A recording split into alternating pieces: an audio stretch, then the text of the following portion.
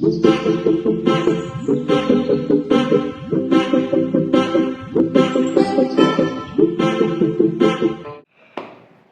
guys, hi beautiful people, you're welcome back to my YouTube channel. And in today's video I'm going to be talking about something that I saw on the internet, and I just didn't want to let it pass me by. Okay, yes, I'm on the bare face, fresh face. I didn't put any makeup, because what I want to talk about is has to do with self awareness, self what I put it, self awareness, more or less like a self awareness topic.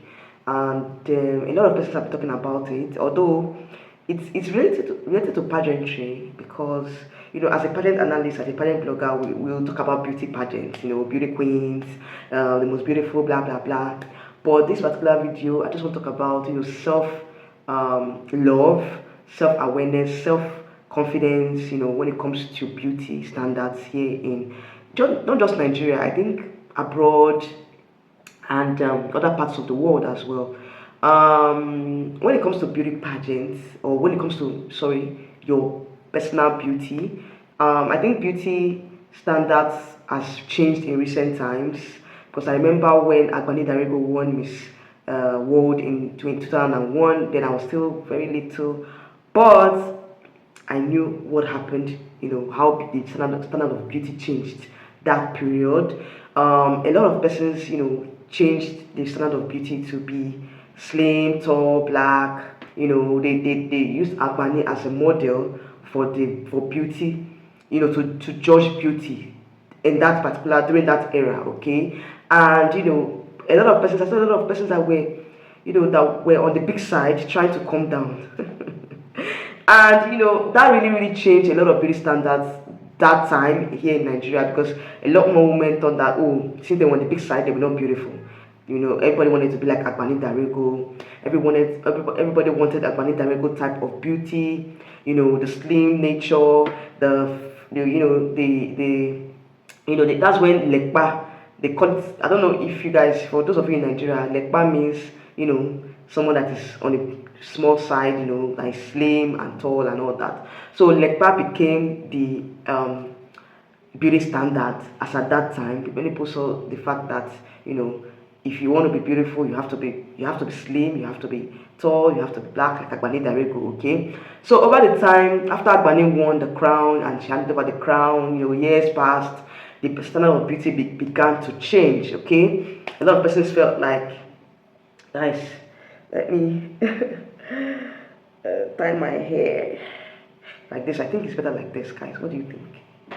Because today is all about showing your beautiful, your real face. Okay, this is my real face. Okay, without makeup, without filter, without anything. Okay, fresh, beautiful face. Okay, so let me not digress. Let me get back to what I was talking about. So I think the standard of beauty changed that time. A lot of persons were like, oh, let us talk about I think it's when Agbani handed over her crown. Yes, the standard of beauty began to change. A lot of persons felt like being too slim is not the African way of saying someone is beautiful. Here in Africa, if you're not on the big side, you're not considered as beautiful. Do you understand? Like, you don't have the curves. You're not on the curvy side. Let me use that word, curvy side. You're not considered beautiful. Okay, and I'm talking about even on my own personal experiences. I've had people say that. Okay, and I feel like going now to 2025, the standard of beauty has also changed, because of course we see a lot of girls here in Nigeria doing the BBL to be curvy. You guys know BBL and what it means. Okay, a lot of girls are they are doing things that on a normal day they wouldn't do, because they want to be termed as beautiful. Okay, they want to change their body type, do a lot of things, enhance their bodies to be called beautiful. Okay, the Agbani type of beauty no longer exists now. It's now the curvy beauty that is in vogue.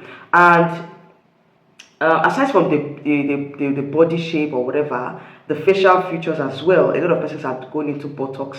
They are changing their facial features, their nose. They are changing the chin, how their chin looks. They're changing a lot of things about them, their facial features. And I'm going somewhere, guys, because the internet actually, actually was in a state of frenzy when a particular lady came out and did a selfie picture. I don't know. I think I'll put a picture here. Her name is Naomipilula. She is an attorney, a lawyer that is currently practicing in Zambia. Okay, so she posted this particular selfie, and a lot of persons were coming for her. Guys, the picture is on the screen for you guys, and you guys know what I'm talking about. She posted this particular picture, and some person said she wasn't beautiful. Why is she posting such pictures and all that? And she replied and said, she knows she's not aesthetically beautiful, but at least,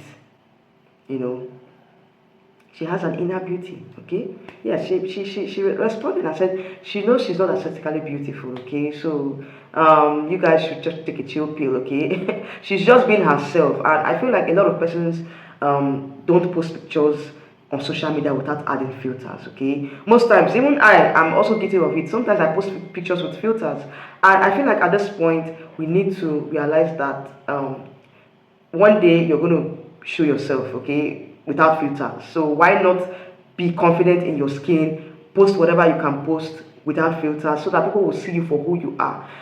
Like, that's why I'm, look at my face. I'm not with any filters. I'm not posting any filters.